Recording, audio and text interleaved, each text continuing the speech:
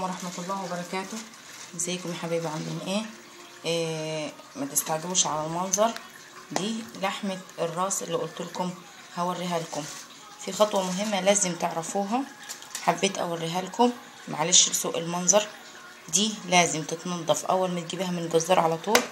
لازم تجيبيها وتنضفيها تحت الحنفية مية جارية وبالسكينة وتقشطيها وتنضفيها جامد.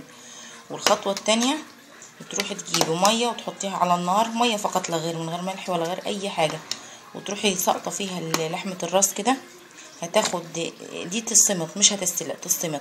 مجرد غلوتين هتطلع لك الحاجات دي هتمسكي الميه بالميه بالحاجات دي وتدلقيها، وتمسكي اللحمه تغسليها تاني وتحطيها بقى في ميه السلق اللي هتطبخي بيها.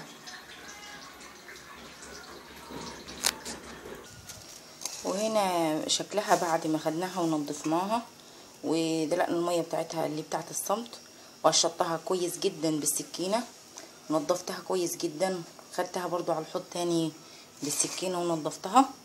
حطيت بقى دلوقتي، وهنا يا حبايبي بعد ما غسلناها كويس حطيت ورق لورا وحبهان، وهضيف دلوقتي كمون، وهنزل.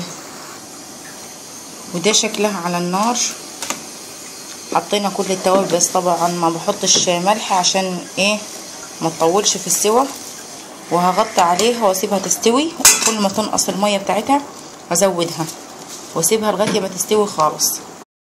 حبايبي شكل لحمه الراس بعد ما استوت في الشوربه اللي انا سقطتها فيها، اللي حطيت لها حبهان وورق لورو وتوابل كمون وفلفل اسود، وما حطيتلهاش ملح عشان هي بتستوي بصعوبة. هي زيها زي اللحمة الجمل اللي ما بتستويش بسهولة. وبعد ما استوت خالص في الشوربة بتاعتها كنت انا مفرزة تسبيكة اللي هي بصل بالبصل، ومسبكاها وحط عليها طماطم يعني من التسبيكة اللي طبعا كلنا عارفينها. حطيتها عليها، حطيت التسبيكة وحطيت عليها لحمة الراس وخليتها خدت كام غلوة زي كده. وحضرت هنا الطواجن البطاطس، هضيف عليها لحمة الراس بالتسبيكة وادخلها الفرن. وده شكلها بعد ما حطيتها في الطاجن على البطاطس. انا عملت طاجنين، ادي طاجن ودي طاجن. ممكن تعمليها باللوبيا او بالفاصوليا او بالبطاطس او بخضار مشكله اللي انت تحبيه. انا عملت لكم قبل كده تشكيل الطواجن على حسب ما تحبي. هنا هضيف هنا للطاجن تسبيكه، انا خفيتها بشويه ميه. عندك شوربه خفيها بالشوربه عادي كده، وهحطها في الفرن تتسبك. هاخديها غلوه الاول على النار على عين البوتاجاز، وبعد كده احطها في الفرن. بشكل الطواجن بعد ما خرجت من الفرن وخدت وش كده جميل. انا عملتهم على طاجنين، عاملاهم بالبطاطس.